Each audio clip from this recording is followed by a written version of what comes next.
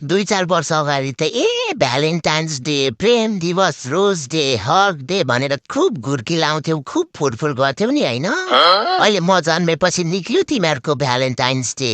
अब त दिनै पछि मुड डे, हगेपछि डाइपर डे, सकेपछि पैसा डे, नत्र भए हातैले गुड धोइ डे, अनि आज चाहिँ फ्राइडे, यस्तै डेहरू मात्र आउँछ। अब नआओस् पनि कसरी, पहिला फुल किन्ने, गुडिया किन्ने, नाना थरी गिफ्ट दिने, रेस्टुरेन्टमा लगी मिठो मिठो खाने खुवाउने पैसा त अब डाइपर, दुध, हाम्रो खेलौना, लुगा किन्दै खर्च भइहाल्छ। के गर्नु बिचरा गाह्रो छ यिनीहरू दुखी आत्माहरूलाई पनि। तर चिन्ता नगर, भ्यालेन्टाइन्स डे नभए पनि 30मा साडी फेरि दिनभरि छमछमी नाच्ने डे।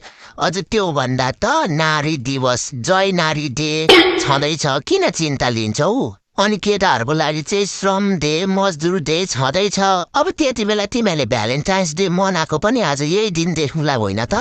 त्यही भएर चुपो लागेर बस्छ क्या। अब भ्यालेन्टाइन्स डे भनेको केटाकेटीले मनाउने हो, त्यही भएर 10-15 वर्ष पछाडि अब हामी आफै मनाउँछौँ। त्यही हेरेर चित्त बुझाउ।